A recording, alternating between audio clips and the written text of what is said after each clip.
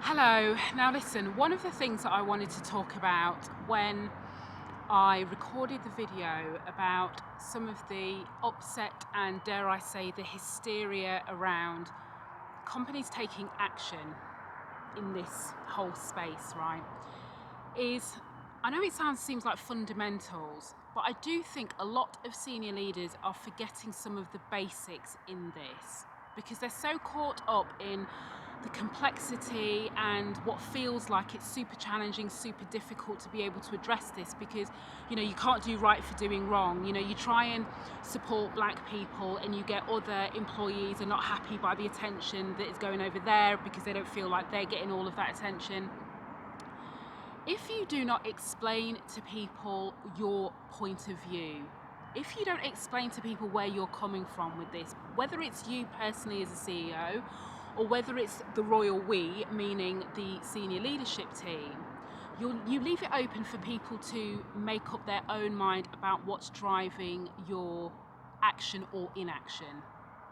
So if I focus on companies or organisations who are genuinely trying to make steps here and progressive steps and wanting to come up with a strategy, if you are reactive and you don't think things through and you don't take the time to talk to your black employees within the business and you're not taking the time to connect with people who can give you a different view, a different perspective, then you can rush off here, right, literally 100 miles an hour over there, thinking that everybody is on the same page as you, that everybody universally understands what your stance is as an organisation, why it's important to you, even if you don't know the answers about what exactly you're going to do. But it's an assumption. And the danger is if you just go off and have a list of things that you expect people to do without giving them any context, without letting them hear from you your heart, your soul, or just your words if you don't care, but you need to be doing something. Because if you don't, you actually end up breeding a hotbed of resentment that's starting now. So I promise you it will be within your business. Do you know what I mean? It might not be overt yet, but the more you don't explain to people the context and set some foundations, everything that you try and do will mean those colleagues who aren't black will associate life being very uncomfortable for them, and they won't blame you, they will blame their black colleagues, they will blame black people, they will blame Black Lives Matter. Do you know what I mean? If you're suddenly starting to put in a talent pipeline to address the lack of black people in senior levels within your organisation and you don't tell people where that's coming from, you're creating a bed of resentment where other colleagues feel like black people are getting preferential treatment because they are black. They are not focused, because you haven't explained it, about the purpose of equity and how equity is different to equality. All they see is that people over there are getting more opportunities, they're getting more attention. When they open up the newspaper, somebody's talking about Black Lives Matter in some way, shape or form. Do you know what I mean? They're seeing stuff on social media and you're assuming that they get it, but they don't. You're assuming that they've decided to take a personal journey and they haven't. And I see this as being a really big issue for those companies who are knee-jerking and also potentially not quite doing this for the right reasons. So they're doing a set of things to make sure they can tick a box that people come, get off their back, so to speak, right? So they're off here, they've got the statement tick. They've spoken to a few black people, so they feel they've got the law of the land, because like talking to two black people means you've got a perspective of all black people, all of that jazz. And then they've gone off here thinking that everybody else is kind of getting it.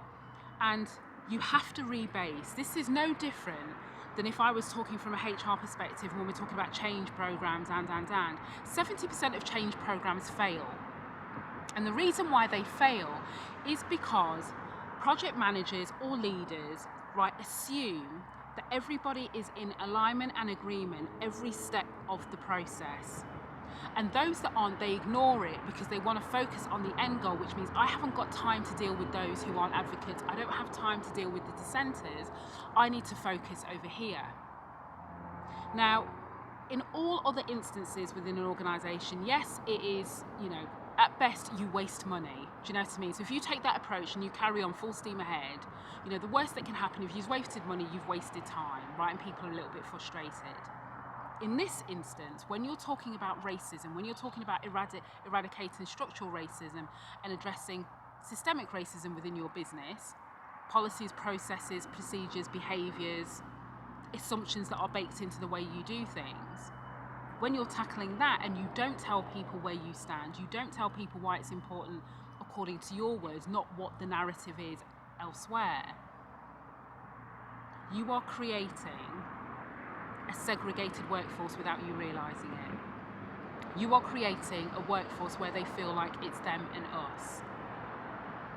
And that's my point about you've got to take the time with this to understand context. I always keep saying it, like context is everything. You've got to understand the historical context, and you've got to take your people on a journey with that. You can't just assume that instinctively, like people get that racism is wrong, right? So they're in agreement. I don't think there's very few people who would agree that calling somebody the N-word, here, is the right thing to do, and that's okay. Like deep down, we all know that.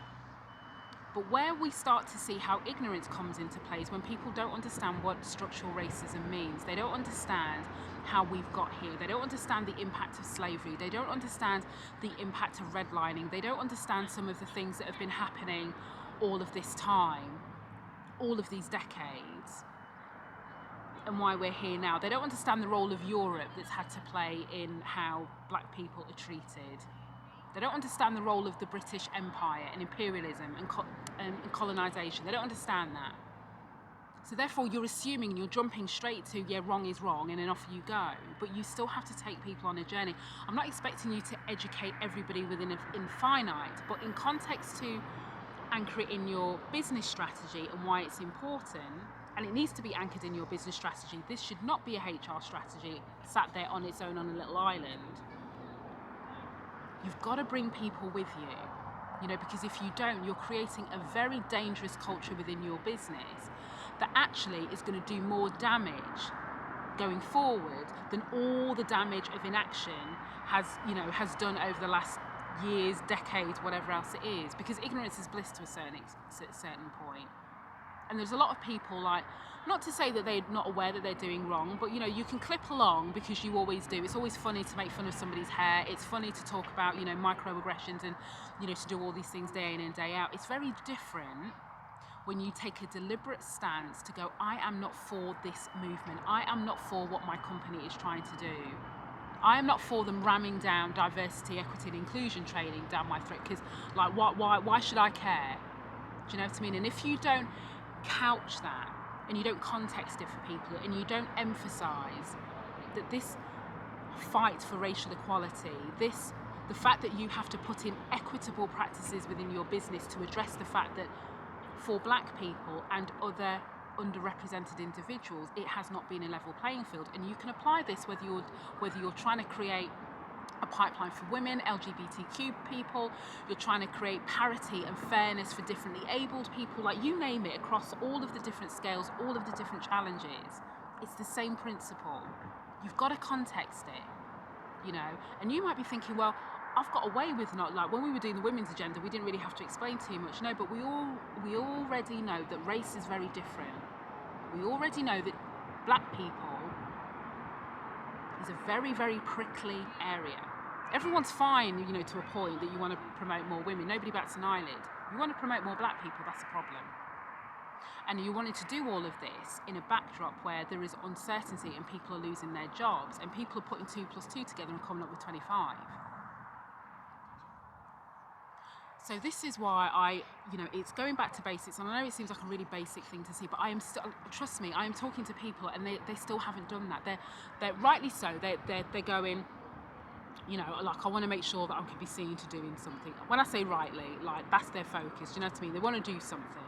Some people are taking it a step further and go, right, I'm ready to amplify the voices, Shireen, of my black people. How can we do this? How can I show them that I'm serious, that I'm not doing this just because, and off they go. But then when I say, right, so while you're doing all of that, what have you said to the rest of your business? And they've said, well, I haven't got round to it yet. And I say, do you know what? With this, You've got to build the plane and you've got to fly it at the same time. Nothing you will do will be in linear. Do you know what I mean? Everything that you do is going to feel messy, it's going to feel complicated, it's going to feel like you don't have all the answers, it's going to feel uncomfortable, but you cannot afford to make assumptions that your non-black employees have got the memo. I talked about that ages ago, but the different context is, now we're getting into the space where people are putting in practices and initiatives and they are publicly addressing certain things and committing to, you know, whatever else it is. And without that backdrop of context, without you explaining it in your own words and taking or not some of the narratives that are out there in the wider society and going, you know what, that's that, but here within my organisation, here within our organisation, this is what it means to us. You will be creating a segregated workforce. You just might not feel it now, but you will feel it 6 months, a year's time. Do you know what I mean? When as black people we're still going, the world doesn't feel any different for us within your organisation.